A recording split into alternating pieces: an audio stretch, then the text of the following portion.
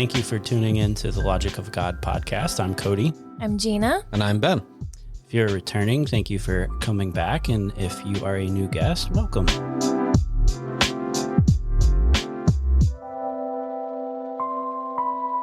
Guess who's back, everyone? Gina's back. Hooray! I'm back from the desert. Guess who's back? Back again. Gina's Santa's back. Tell a friend. I guess you missed me. Everyone did miss you, yes. They hate us. They don't like it when we do episodes ourselves. We had to pay you back somehow because you missed one when Albert was here, and now I've missed one. So now it's Cody's turn to be absent, apparently. So I got to go miss an episode now. Go travel somewhere exciting. Please don't do that. Deal. We need you. We need you so very Yes, badly. we do. Cody. I don't know how we would do it without you, especially with all of the technical side of things, setting it up. That's easy. Merry Christmas, everyone. Yes, Merry Christmas. Is that okay to say? I don't know. I guess we'll find out today. No, it's pagan. Oh, Darn it. we can't do Christmas anymore. But it's like accidental pagan.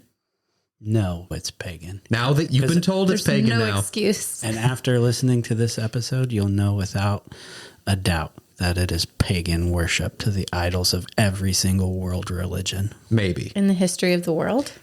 in the history of the world. Yes, somehow every culture on Earth came up with December 25th as the date of them worshiping their pagan gods and sacrifices and festivals. And they did it all on December 25th simultaneously. And then Christians came along and they were like, we'll do that. Stole it. We stole it. The Catholic Church came around and Pope Evil the 14th, he was like, Pope evil. he was like, I want that. I want that day, and we'll make that our day, and we'll slap Jesus on it. And now it's our day. Yeah. If that sounded as ridiculous to you as it did to us saying it, then we're good. Yeah. So let's talk about the history of the world. We're in this series of going through the history of the church, the history of the world. We started in early Genesis. We're going a little off topic because it is Christmas and we wanted to bless you with this episode. But really, it is interesting to go through some of the different arguments and some of the different origins of Christmas, as well as the ancient civilizations and the ways that they celebrated at wintertime. And I'm sure all of you have heard at some point someone walked up to you and was like, you celebrate Christmas. Don't you know that it's pagan? Or maybe you posted a single picture of your family in front of a Christmas tree, and that one aunt or uncle or friend you have is, don't you know that they sacrificed babies under those things? The Norse Vikings were throwing blood up in the sky, and Thor himself was striking the top with a hammer. And yeah, sure, I'm beating up a straw man here, but Yeah. sooner or later in your life as a Christian, you probably encounter someone, or maybe you are one of these people who believes that Christmas itself, while there was at one time a birth of Jesus, because we are Christians, that the time that we celebrate and the way that we celebrate is pagan. So we wanted to address some of those claims, some of which have more foundation than others. And then we want to walk through, okay, let's assume some of these things aren't 100% authentic to the birth of Christ. Does that matter? One of the first things that's interesting is that arguments about when Jesus was born and whether or not we should celebrate on December 25th, or if even the celebration itself is pagan, isn't a new argument. It's actually an argument that's been going all the way back to the very early years of Christendom. This is an excerpt from one of John Chrysostom's writings, specifically his homily on the date of Christmas. What do you wish to hear today? You want, of course, to hear about this day. I well know that many are still debating with each other about it, some arguing against, some for. Everywhere there is a lot of conversation about this day, some saying accusingly that the day is a new innovation, which has only recently been introduced, while others contend that it is ancient and venerable, that the prophets spoke in advance about his birth, and that from the beginning it was plain and clear to those living from Thrace to Cadiz. So come then, and let us begin to give an account of these things. At the moment, a day which is debated among you enjoys significant goodwill. If it became more familiar to you, it is obvious that it would enjoy even greater zeal. Clarity of teaching will consolidate its position among you.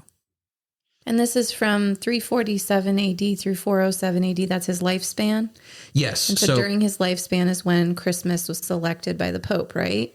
One of the big arguments that you hear is that during this era, the mid 4th century, is when you see the actual adoption of December 25th as the day that Jesus was born and its celebration. Now, you will often hear that December 25th is not the day that Jesus was born. Most likely that is true.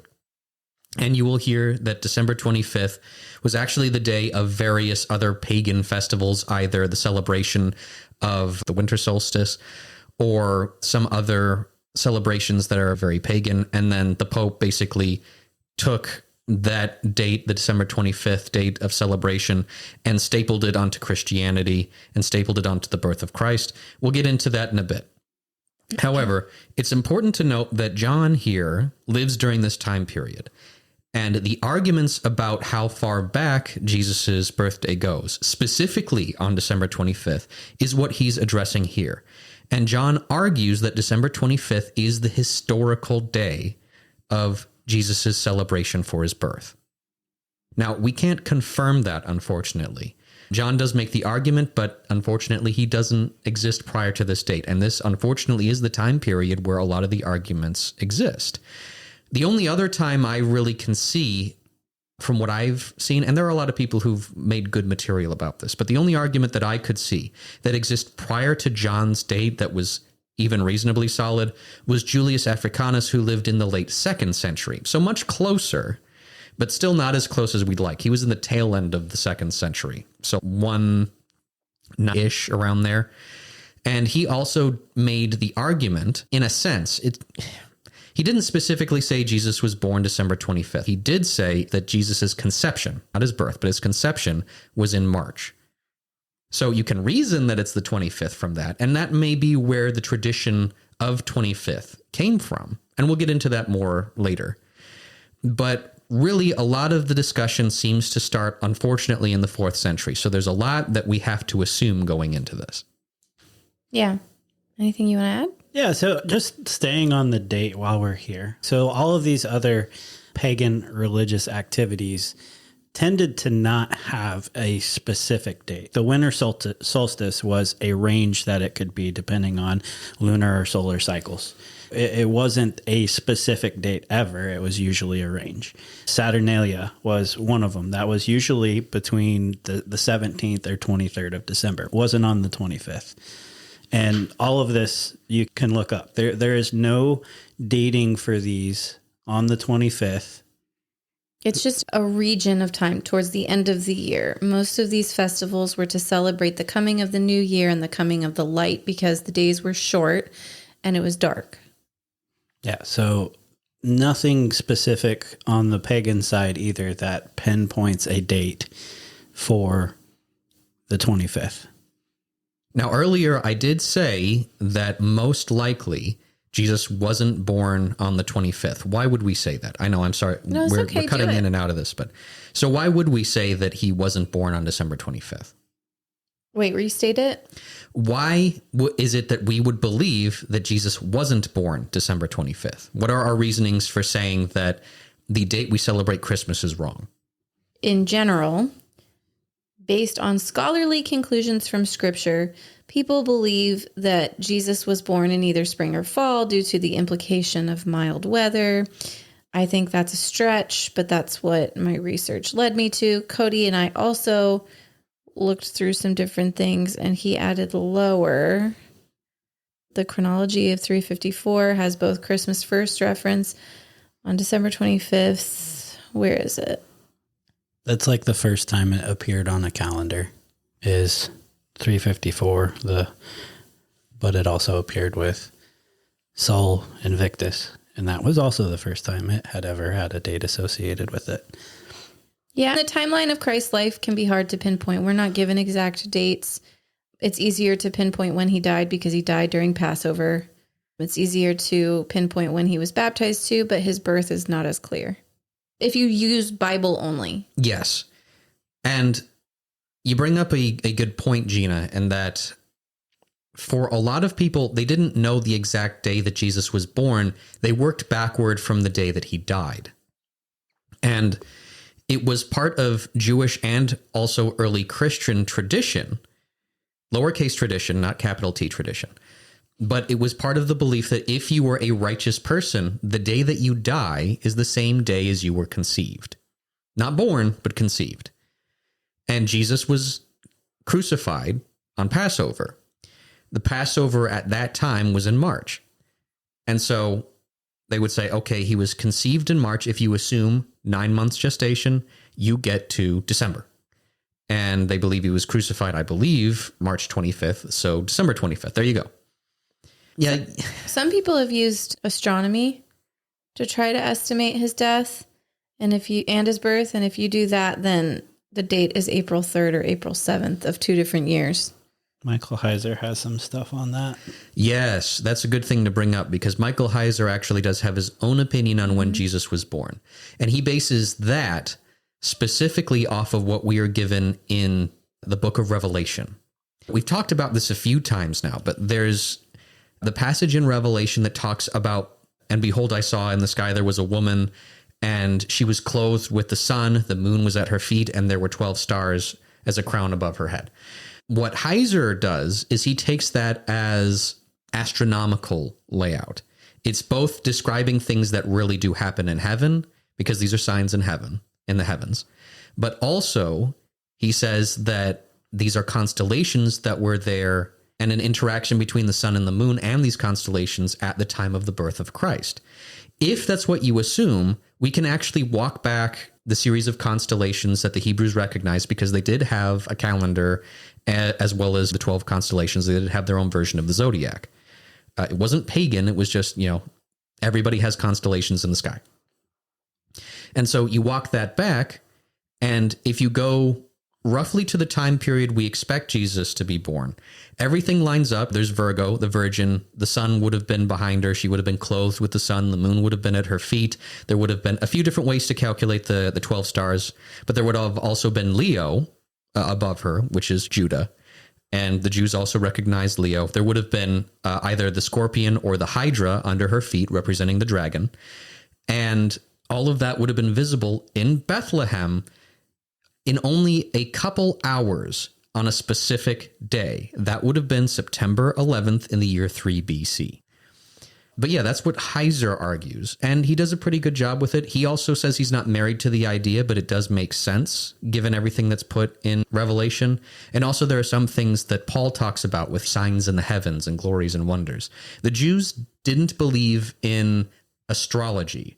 They didn't believe that here's your zodiac sign. Here's your zodiac sign. You were born under this sign, and therefore it means X, Y, and Z, and here's your horoscope for the day. They would have considered all that pagan. What they did believe is that God is a God of order, and he planned things from the start, and you should expect to see signs in the heavens for major things that he was planning from the beginning. Yeah. So if you're listening to this and thinking that these pagans are now talking about pagan Christmas and pagan astrology, these people's mindsets would have been focused on the stars anyway. The star above Jesus, the star of Bethlehem. God's already putting things in the sky as signs for the birth of Christ, if you believe the plain reading of the Bible. How did the wise men find the birth? Or how were they led to Jesus, so to speak? They arrived after the birth, but that's neither here nor there. God is obviously putting things in canon, in scripture, that point to the stars. So why would this be so bad to believe? So also, why would the truth be twisted into astrology if it wasn't true? You bring up a very good point. There are elements of truth in every evil or twisted thing. And we're also told in the book of Revelation that we will see signs in the heavens for the end. When the end of all things happen, we should expect to see the stars in the sky going dark, part of the day becoming black, and then part of the night becoming completely dark. We should see the moon itself turn to blood. We're told to expect signs in the heavens. So there also reasonably would have been signs in the heavens at the birth of Christ. Yeah. So again, not something that we're going to hold on to and play tug of war with. But all interesting conversation about why Christmas is on the day that it is. Yeah. So not a lot of Christians believe that Christ was actually born on the 25th, and that's okay. There's no true foundation of when this all started, celebrating on the 25th, but there is no tradition or historical accuracy for other pagan religions or worship being on the 25th either. So let's break down some of those religions. The ancient Roman festival for the winter solstice was called originally Saturnalia, later Sol Invictus, but Saturnalia is really the oldest. It's one of the oldest examples of a winter festival that we see in the history of the ancient world. They celebrated Saturn with feasting, gifts, general celebrating. There were some interesting cultural things with Saturnalia. Sometimes roles were reversed, so slaves could dine with their masters. Gambling was permitted where it usually wasn't. People gave each other gifts. They also offered gifts as sacrifice. And then homes and other places were adorned with green wreaths and other greenery. And people did a lot of feasting, both publicly and privately. We have text that proves that this existed before the time of Christ. But we don't have primary sources that have this on the 25th. This was a winter solstice. It was a range of time. This was just like every ancient culture pretty much had a festival or holiday reigning in the new year. Doesn't mean that Christmas is pagan, but we'll continue. Yeah, and ancient civilizations had more than one festival a year. They had a lot of different feasts and festivals depending on if it was harvest time, if it was planting time, if it was the winter solstice, if there was a specific god that had a specific day that was meaningful, they had a feast. So having a winter feast doesn't necessarily limit a culture. And you'll hear certain people that are like, Halloween is this, and Easter is this, and wedding rings, and days of the week, and everything is pagan. And then you're afraid to step outside your house and live your life. So there are some things that we can draw parallels to how we celebrate Christmas today that we'll probably go through a lot of these different ancient holidays and then tackle it at the end. But so what pops up in this is like gift giving. So that's a parallel to what we do today. They have this role reversal, which you can parallel to God coming down, making himself lower than the angels, a type of role reversal there. And there's a few parallels in this with how we celebrate Christmas today. We'll go into why we don't think that is too much of an issue, but continue on. Yeah, and Saturn was the god of agriculture, wealth, and time. So, again, it's not really God. The Trinity, the Christian God, is the God of all things, not just three specific things. And I think it's worth noting here that Saturn was the god of agriculture, wealth, and time. And that's what they were honoring him for in this festival. Yeah, and they would do like feasts, animal sacrifices, wine, all of the festivities you would think in a holiday. Two interesting things, though, that I thought were weird, just different than a lot of the other festivals that we researched and things that Christians do, but they offered first fruits to Saturn. And they also, so the priests and participants covered their heads during sacrifices. And they also veiled the heads of the animal sacrifices, which they didn't do any other time. Interesting. Any other research into that as to why? No, I didn't have time. Sorry. You say they tithed? Tithed? They gave their first fruits? Oh, yeah, they did. Tithing's ruined.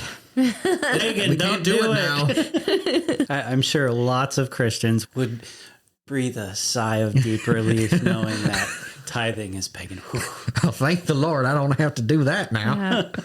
I knew it was pagan. Yeah. So, Cody, do you want to go into Sol Invictus now or later?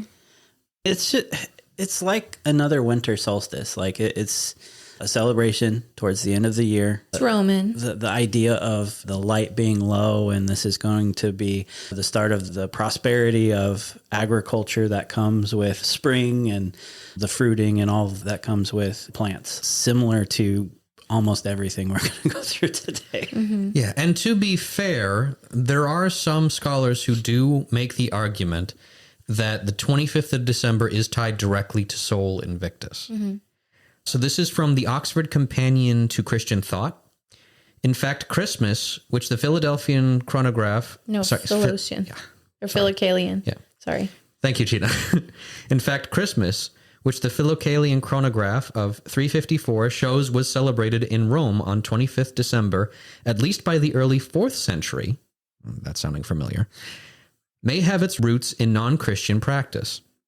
One theory for placing Christmas on the 25th of December suggests that the motivation for a Christian observance came from the pagan birth feast of the unconquered sun, which the Roman Emperor Aurelian in 274 ordered to be held annually throughout the empire on the day of the winter solstice, determined then to be the 25th of December.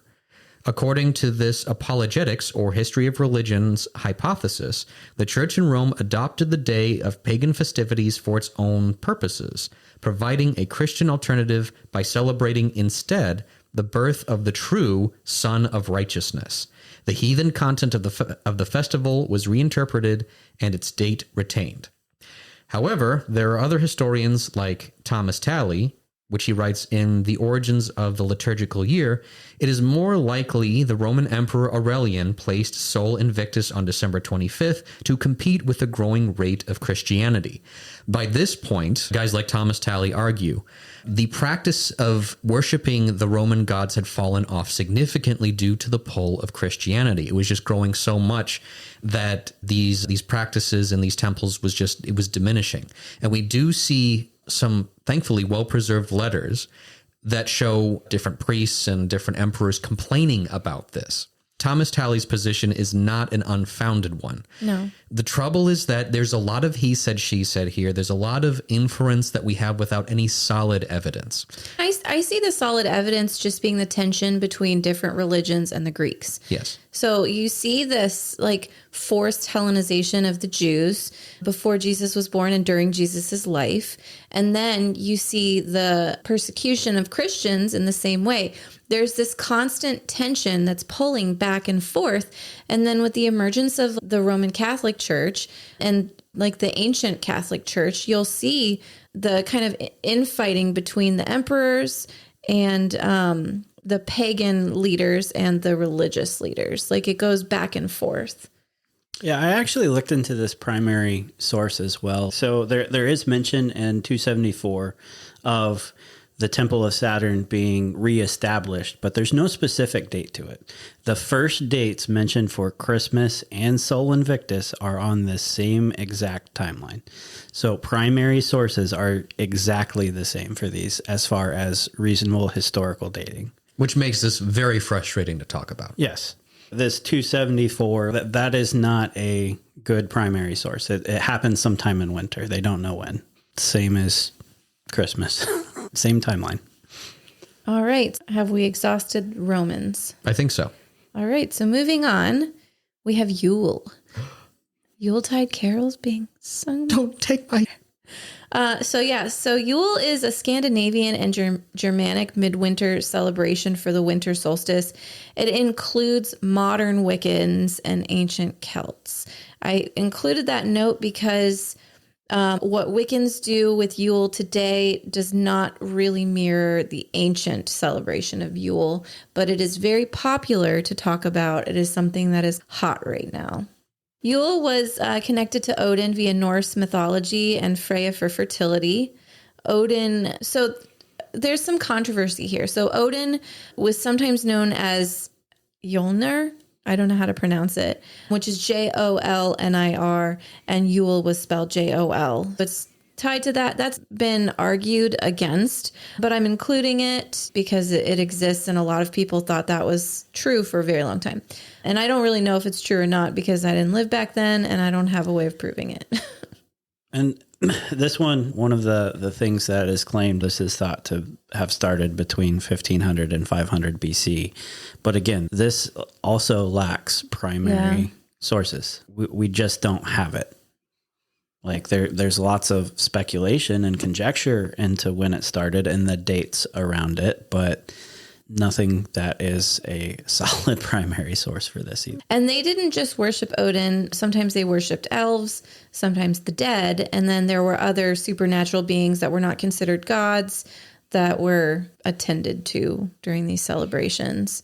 Because of the variety in region for this celebration, it really depended on where it was being celebrated, what deity was being honored.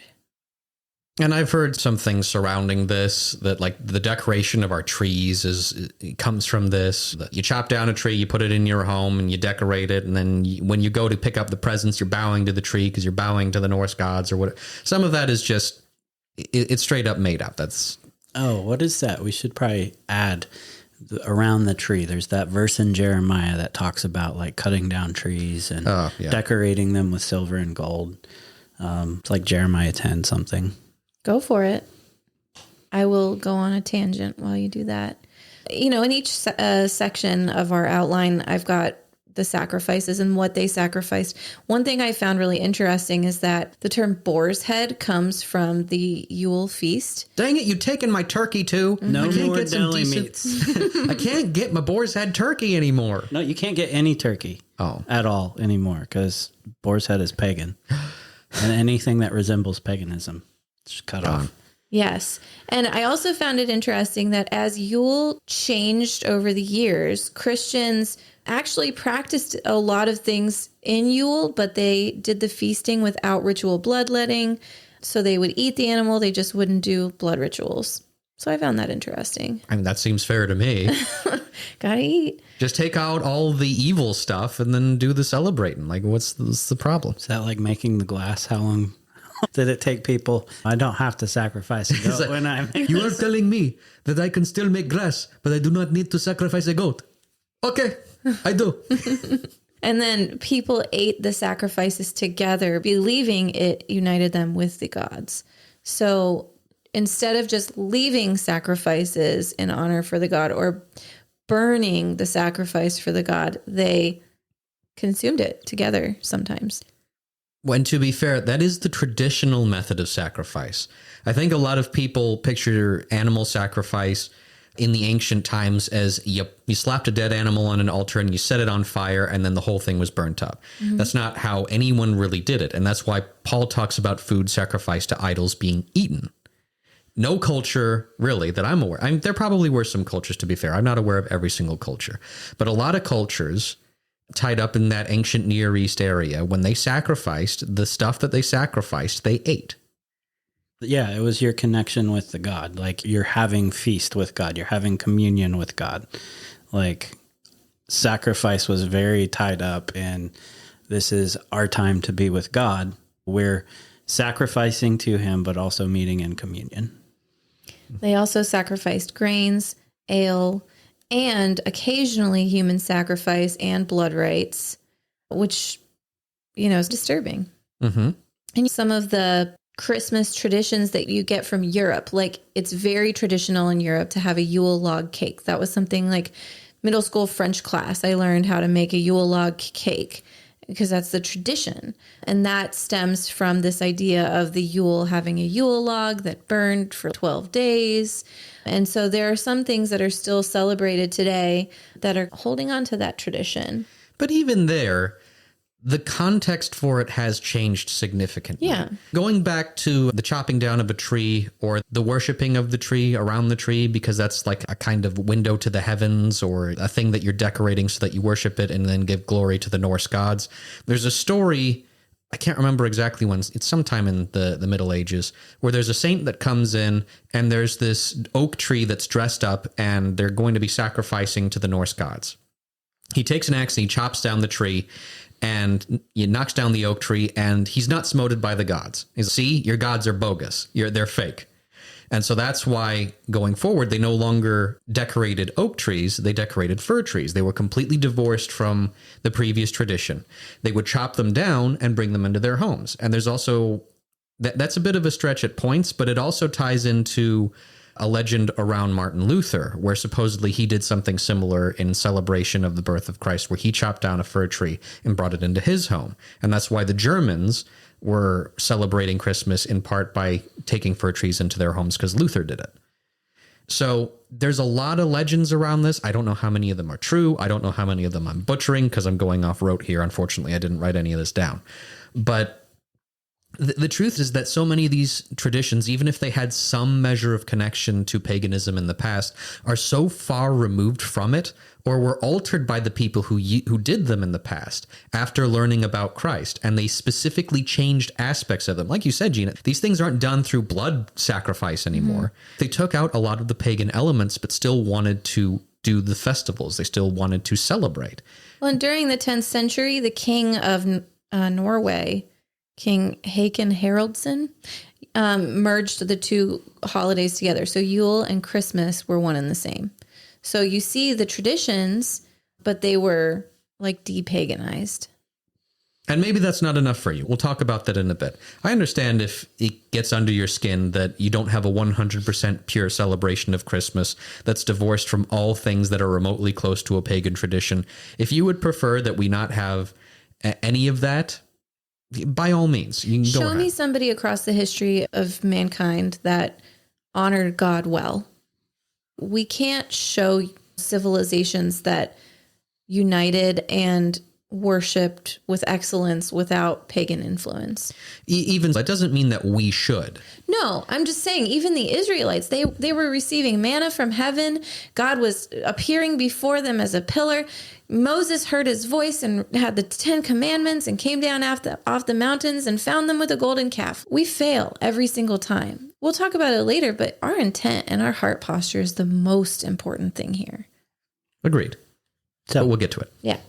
I have the nail in the coffin for the trees. It's right here in Scripture. This is what is used all the time. Just take a second, a moment of silence for the tree in our living room. Not the tree. You guys have taken everything from me. Stop taking my trees. Okay, so in Jeremiah 10, starting in verse 2, thus says the Lord, learn not the way of the nations, nor be dismayed at the signs of the heavens, because the nations are dismayed by them. For the customs of the people are vanity. A tree from the forest is cut down and worked with an axe by the hands of a craftsman. They decorate it with silver and gold. They fasten it with hammer and nails so that it cannot move. If we were to stop there, okay, I can see a little bit of tree. So if you continue on in the context of this verse, their idols are like scarecrows in the cucumber field, and they cannot speak. They have to be carried, for they cannot walk. Do not be afraid of them, for they cannot do evil, neither is it in them to do good. If you stop at verse 4, it kind of sounds like trees, but you still have this craftsman working with wood. Clearly, they're making idol statues here. And verse 5 proves that, as their idols are like scarecrows. Scarecrows are inanimate objects depicting a lifelike form. They're making idols. This is not cutting down a tree and just putting a tree in your house. This is making an idol in the image of a deity, putting fancy stuff on it and worshiping it, not just a tree. But there are people who say that the Christmas tree is an idol. People also say Jesus was hung on a tree. Yeah, it's wood. It's made from a tree. Oh, yeah. sweetie. Oh, honey, no. Oh, sweet summer child. All our building materials are gone now. We can't make Our house houses. is pagan. Our house is pagan. Chair is pagan. These boats are pagan. My house is pagan. My trees are pagan. It's all pagan. Paper is pagan. Paper is... It starts with the P. The Pope, the paper, it's all pagan. Yeah, it's not talking about a fir tree here, folks. And this was not the celebration of the people in the context that Jeremiah was speaking to. This is not talking about Christmas. Does the Bible contain prophecies? Yes, but I don't think it's talking about Christmas trees millennia later being in people's homes in the United States or across the globe being decorated with stuff. I'm pretty sure somewhere, I don't know, Jeremiah talks about Elvis Presley like singing Christmas hymns. I don't know. Oh, I think that's John Smith in Genesis. Had to put that in there. still forward thinking. You got to admit. Very forward thinking. Maybe he was a prophet. So moving on, we've got ancient Egyptian winter holidays. Ugh. So there's 3 total spanning different eras. The ancient Egyptians existed for a very long time. They had a lot of history. So there's 3, the Feast of Opet. There's also Wepet, Renpet, and the Festival of Koyak. I don't know how to pronounce any of these. I'm glad you're discussing this point because then I don't have to butcher the names. So the Festival of Koyak honored Osiris, king of the underworld, death and resurrection. The Feast of Opet honored the Theban triad, Amun, Mut, and Khonsu. And then Wepet, Renpet honored Ra, Osiris, Happy, Amun, and Horus. Dopey, Doc. Yeah, all of them Grumpy. sleepy. Their thought is that the oldest one is from anywhere between 2686 through 2181 BC. Typically, they say that the Festival of Koyak is the oldest one. It is not easy to prove. I don't have primary sources to prove this, although I know that there are archaeological evidences of these things. They had a lot of different kinds of sacrifices and rituals. They did animal sacrifices, food offerings, plant sacrifices through wreaths, flowers, and papyrus effigies, symbolic offerings of statues, amulets, and miniature coffins of Osiris, ritual blood sacrifice, burning of incense, and fortunately for the ancient Egyptians, human sacrifice was pretty taboo, so it wasn't very common during that time. Now, were any of these held on December 25th? These are all winter related. So for the most part, they were end of December, especially the more popularly thought of Festival of Koyak. It's just kind of happenstance, I think, that people celebrated the end of the year. It's more to do with the shortest day of the year and the end of the year and the coming of the spring than the fact that it's December 25th. Mm-hmm. Yeah, and you'll hear people talk about this when they're like, oh, Christmas is pagan.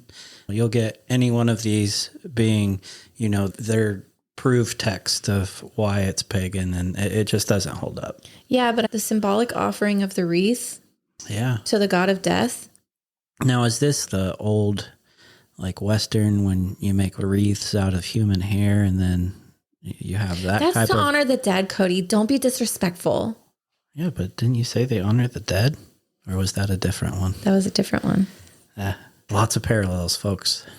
Now, I'm pretty sure there's going to be some frequenter of r/atheism that listens to this episode and is actually, there was a celebration on December 25th, and it was for Horus. You guys are intentionally leaving it out because you know it disproves this whole thing about Christianity, because you know that Horus was born of a virgin, and Horus had 12 disciples, and Horus was crucified. Wasn't Horus born full grown out of a rock? Is that the wrong one? No, that's Mithra. That's Mithras, yeah. But you're on the right track. So literally none of that's true. And you will frequently get these actually atheist type of people who are trying to ruin everything but don't actually investigate anything. And they will say all that. And no, Horus wasn't born of a virgin. He was born of his mother Osiris. Osiris wasn't a virgin. Also, not by any means. No. Literally the opposite of a virgin. Also, he didn't have 12 disciples. He wasn't crucified. Crucifixion doesn't exist at this point. They had no conception of what crucifixion was. This claim comes from a guy named Gerald Massey, who lived in the 19th century. He was a self-proclaimed Egyptologist. He wrote books and stuff about this. Ooh, this sounds like what's his face? Oh, this is a great time to bring up Billy Carson. Oh, isn't it ever? Sorry, continue. Not too much more to say, but I'm glad you guys are ahead of me a bit. But yeah, there are so many people, both in the ages past and the ages now, who will make claims that are completely unfounded and have been rebutted so many times by so many people. But their claims still exist, and people pick them up and they throw them at believers, at Christians, to try to destroy their faith because they will use whatever means necessary to push their own agenda. It's not true. And all it takes is a few questions to completely destroy everything. Yeah. This is why, like, even we've talked a lot about it from the perspective of Christians questioning leadership in the church and fact checking them. But this goes for the atheism side too. Just because Bart Ehrman says something as historical fact doesn't mean it's true. Just because Billy Carson, this guy who had been spewing just nonsense about the ancient Near East and the culture and what they believed and what is fact, and even dating on things like the Emerald Tablets of Thoth, like no primary sources for this stuff for the dates that he's giving, yet people just take it and run with it. Baby, because they it's don't because wanna, he says he's the greatest of all time. he's the GOAT, according to himself. Would he lie about that? Who would? But he's been on Joe Rogan. Oh, that solidifies you there. No, but these people come in with, he's a very confident, well-spoken individual. And when you speak with confidence, like arrogant confidence, people tend to believe you. So You mean they're sheeple? that's too deep. That's very pagan. Goats are pagan, right? Everything's pagan. We've already established everything's pagan. In Sweden, they erect hay statues of goats to this day in honor of Yule. Isn't that like Burning Man? Don't they do that at Burning Man? There's some weird movie. I don't know, but you can light them on fire. I watched about them burning a giant scarecrow looking thing. I can't remember what that was. It was a cult. It was weird. Was it the Nicolas Cage movie? Yeah. Not the beige. Oh, not the beige. And you're burning the man. You're burning the man in the movie called Burning Man. Oh. I got to find the Declaration of Independence. You don't have to find it. You just have to look at it. I have to find it. There's a message written on the back of it. It's to the three great Norwegian gods, Organ, Borgen, and Jorgen. Oh, dear. Sorry. How do we bring it back after that? Billy Carson. Yeah. So Billy Carson, like, he's been a hot topic lately because he's going to sue Wes from Canada. And I think that's just adorable. I love that you call him Wes from Canada. Yeah, that's Welcome to Canada.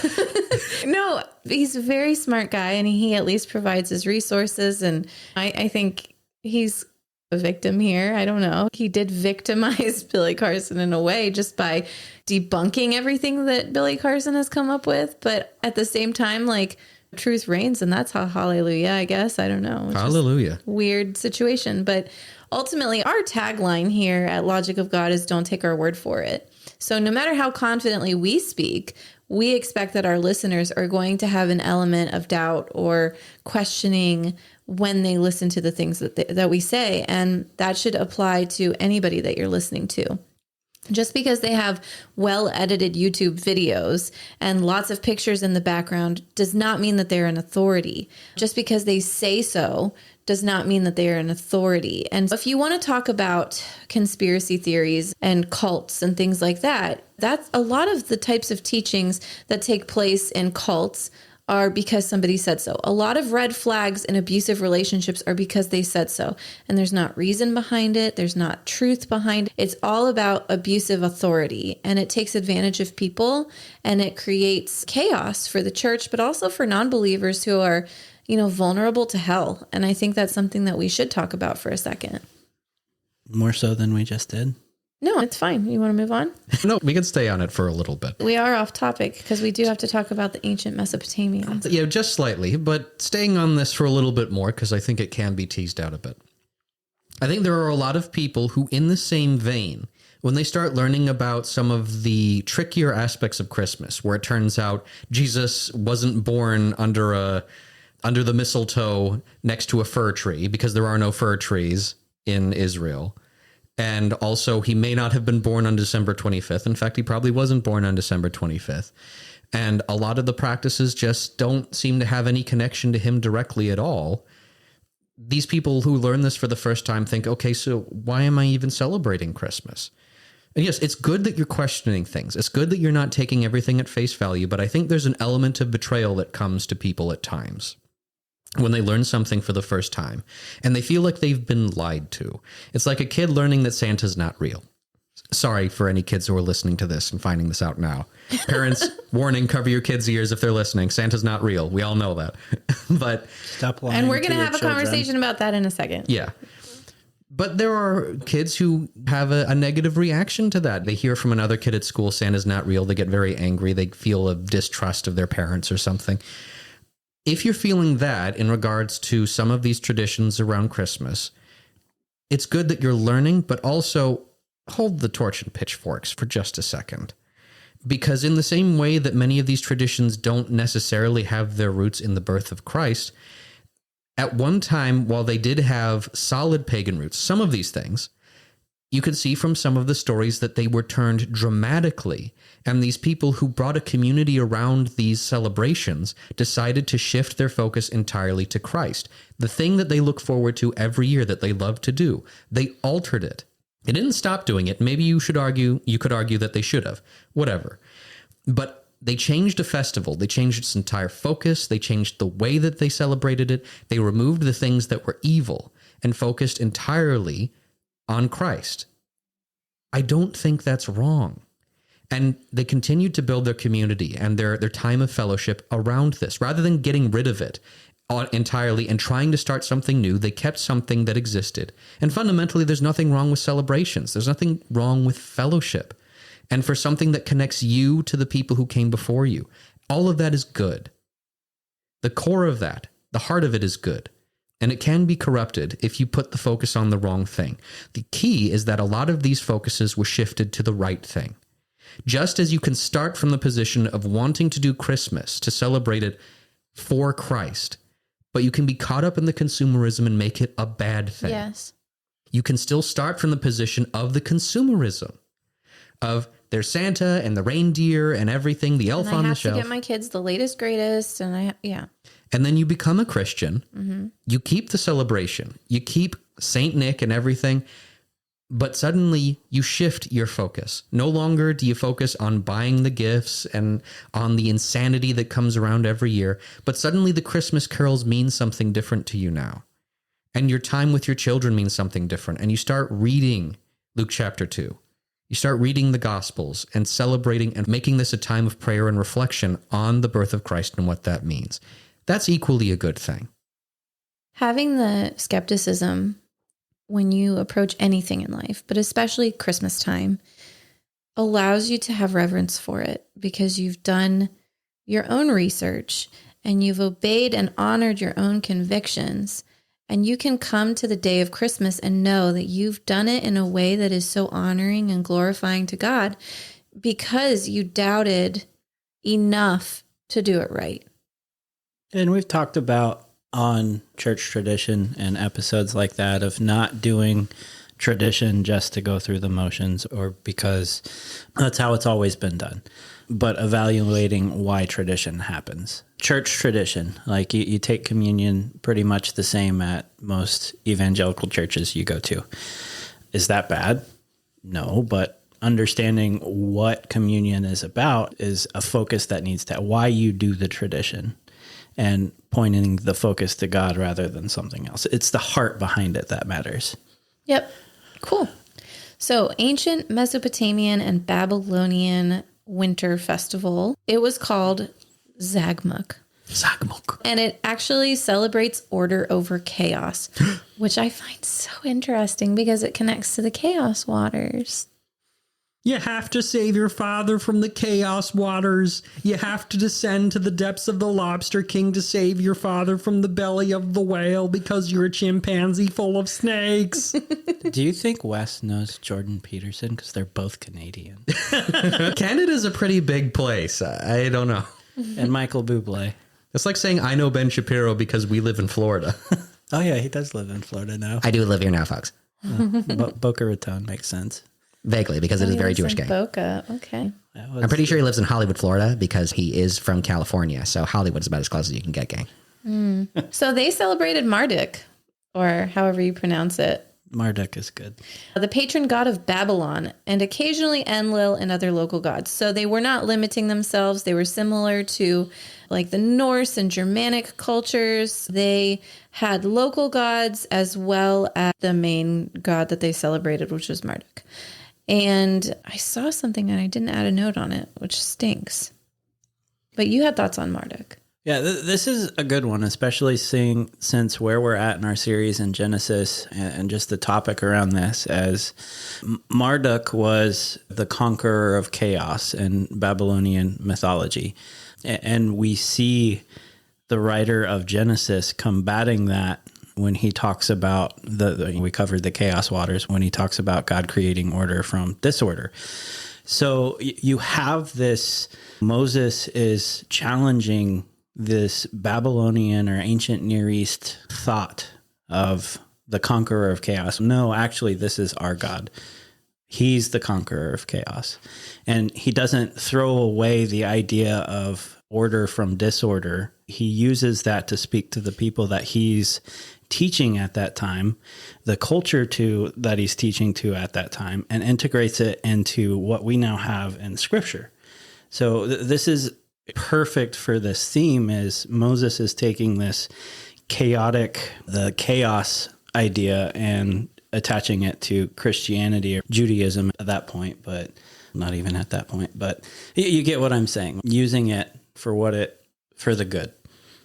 Do you think that the mention of local gods is evidence of the divine council and this assignment of different angels over different regions?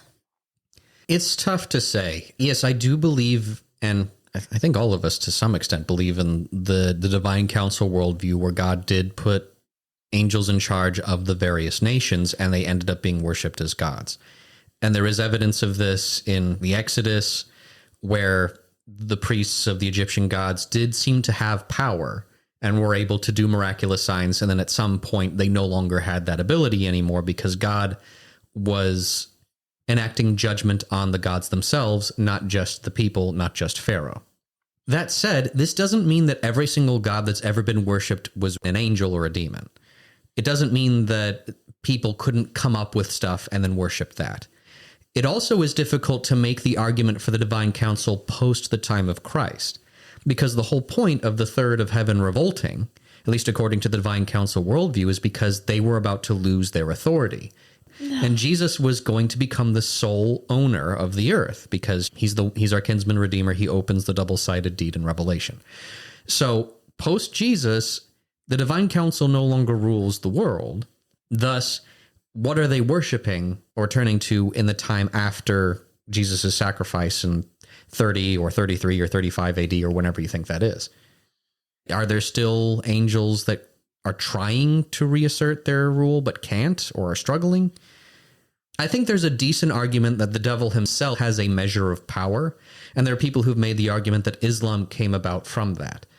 But also, even if we go with that, it's important to note Muhammad never made any claims that he could do miracles. In fact, he goes out of his way in the Quran to explain away why he can't do miracles. So even if we want to say that the devil or demons can speak to people or have some measure of influence, they can't do the same things like what we see in the Exodus, like the things that they at one time could do. So I don't know. I don't know that I'd go that far. Okay. No, I was just curious. So, Cody, around when did this type of festival start? I didn't find primary text for this. When the ancient Mesopotamian and Babylonians were thriving, I'm sure this happened. Winter solstice has been around for forever in some way, shape, or form. As long as there have been winters. Oh, yeah. They sacrificed a lot of things, too. They did animal sacrifice. Notably, they did sacrifice doves. That was the only civilization that I saw specified doves as one of the birds they sacrificed. They also sacrificed honey, which was special comparatively. Must have been something that was common in that civilization. They also did offerings of incense and effigies. They did substitutionary offerings of human sacrifice during times of war or intense crisis. And then the king had a really interesting sacrificial offering. He had a symbolic humiliation via the stripping of his regalia, confession of failures, submitting to the high priest or deity's judgments to renew his divine mandate and be ritually reinstated. Very interesting. So these are the main ancient or old historic winter festivals that we have researched for this, there are more. Ultimately, you can find acts that are similar. So gifting, adorning things, feasting, sacrificing, rituals. There are a lot of like undercurrents that are the same, but the gods don't all represent the same thing, or the deities don't all represent the same thing. The purpose is not always the same for the festivals. They're not all on the same date. Sometimes they're earlier in December, sometimes they're in January. It depends on different things, like Cody talked about astronomy, and also like when planting seasons start and droughts happen and chaos and war happen. All of these things are dependent on that. And we can't find evidence that the date of Christian Christmas is pagan based on these things. But I do want to go into some additional holidays just to talk about what they are, and see if there are any connections that we're missing. So I wrote a brief description of Hanukkah, which is also known as the Festival of Lights. So I think this is an interesting story. I grew up in public school. We had a week-long sort of celebration in public school when I was a kid that taught us all of the different winter religious and non-religious holidays that were celebrated as an American. Hanukkah was one of them. I remember learning and growing up and knowing that Hanukkah was about having a menorah and the Jews needing more than 1 day of oil, but only finding 1 day's worth of oil, and then it burning for 8 days while they secured more oil. I didn't really understand that it was a military thing until I did research and became a Christian. And so I've outlined this. So it is the commemoration of the rededication of the Second Temple in Jerusalem during the Maccabean Revolt, which was between 167 and 160 BC. In 2nd century BC, the Seleucid Greeks attempted to force Hellenistic practices on the Jewish people. They banned Torah study and temple worship. I don't know how to pronounce this guy's name. Antiochus IV Epiphanes desecrated a Jewish temple in Jerusalem and sacrificed pigs in honor of Zeus at their altar. Judah Maccabee led a revolt, and the temple was cleansed and rededicated in 164 BC. And according to the Talmud, when the Maccabees went to relight the temple, they could only find one small jar of oil, ritually pure oil, enough for 1 day, but the oil miraculously burned for 8 days, giving them time to secure more oil. And celebrations were temple-focused. They were ritualistic. Military victory was the main focus, and lighting the menorah was done typically all at once, and there were no gifts. All of this is the ancient version of Hanukkah, not what we see today. Yeah, I think today, and even a lot of modern Jews would admit, the influence of the practices of Christmas have bled into the practices in Hanukkah, where now they have gift giving and they have the lighting of each candle in the menorah for each day. Yeah, candles, not oil. Mm-hmm. Is there equally as many off-the-cuff rabbis saying that Hanukkah is now pagan? I have no clue. I imagine the Orthodox Jews probably rage against that, but I imagine overall they probably have similar levels of discussion about it. Yeah. I think today we hear more about the miracle of the oil than we do about the military victory. And that's important. The way that the temple was desecrated, the tension between the Greeks and the Jews, all of these things help us understand the context of our own religion as Christians and what our religious ancestors, not familial ancestors, but religious ancestors went through in order to protect and preserve what we know today to be our scriptures. Interesting. I don't see a lot of pagan connection there. They do their own decorating and things, but modern Hanukkah is not the same as ancient Hanukkah. No. It's really hard to draw those connections. We do see in ancient Hanukkah some sacrifice and rituals. They did purify the temple. They offered burnt offerings as specified in Leviticus, grain offerings, peace offerings, and sin offerings, all different Hebrew words for those things. And then that's really it. I'm not a Hebrew expert. I'm not a Jew. Also found it interesting. So for Christmas in Orthodoxy, They, depending on which type of orthodoxy for Christians, they celebrate one of two dates for Christmas. Those who follow the Gregorian calendar celebrate it on December 25th, but those who follow the Julian calendar is actually on January 7th. I found this interesting because in Orthodoxy, January 6th is very important. That's typically when they celebrate the Epiphany, which is Jesus's baptism. So it's a 2-day in a row situation for feasting and celebrating, as opposed to more spread out.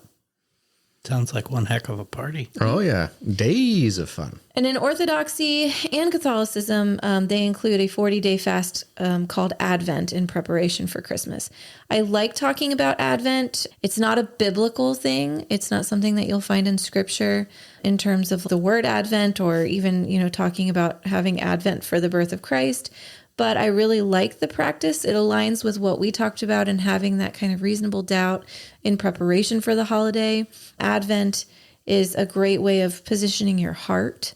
It started in the 4th and 5th century, actually, in France or Spain, as a time of penance and preparation for both the birth of Christ and the Epiphany. It is done in memory of the longing for Christ, but it is not based in biblical teaching. And it is more about heart posture than it is about the holiday itself. I like it. I think that sometimes Protestants can be less ritualistic in the celebrating. They're more focused on sentimentality and family tradition and what makes them feel good instead of really stopping to think about what God did through the birth of Christ. So wanted to talk about that as well. I agree. And that does tend to be, not for all Protestants, because there are some Protestants who are more ritualistic and who have more connection to church history than, say, a non-denominational does. But I do notice that for non-denominationals, there are a lot of things that we pretty well take for granted. Communion is another one of those things. Communion is a very big event for Lutherans, for Anglicans, for Catholics, for Orthodox. For non-denominationals, it's something basically that we do once a month. And it's really not all that big of a deal. It doesn't matter what kind of thing you take. We use juice in those self-contained cups that has that one tasteless wafer. You mean the styrofoam? Yes, I'm convinced it is styrofoam. It's not bread. It's no bread I've ever eaten. But like in the Catholic Church where my uncle died 2 years ago, God, it's hard to believe, they did a funeral service for him in the Catholic Church, and they did communion at the funeral service. And I will never forget the woman that had to drink all of the wine as this reverent, like, we won't waste a drop. Like, it's that precious. We won't waste a drop. And of course, like, we make jokes and I laughed about it. But at the same time, we casually just kind of throw our little plastic cup in the trash can and we don't think about it. And we don't wait until everybody else is ready and take communion as a group. Typically, we just take it in our own time. And that's the beauty of the individual relationship that we have with God. But we miss out on some of that, like, ritual intentionality that means a lot. Could talk about the Eucharist all day on that. We said it earlier, the idea when sacrificing, this is Jesus sacrificing himself. The bread is my body, the wine is my blood. Like, he is that sacrifice. And the idea is to be in communion with him while you're taking it. Like when you eat the sacrifice at a festival? When they're sacrificing to their pagan gods, it was to be in communion with it. This idea of communion through sacrifice is, I think, more important than people realize in ancient mentality. It wasn't, I'm going to kill this animal and that animal is the important part. It's what comes after that was important. That was the whole focus of that ritual. Love it. Thank you so much for taking the time to listen to our podcast today. If you liked what you heard, please feel free to subscribe and share and leave a positive review. And if you would like to connect with us on social media, you can do so on Instagram and Facebook at The Logic of God. You can also send us an email at main.thelogicofgod@gmail.com. Thanks again for listening. We hope you have a great day.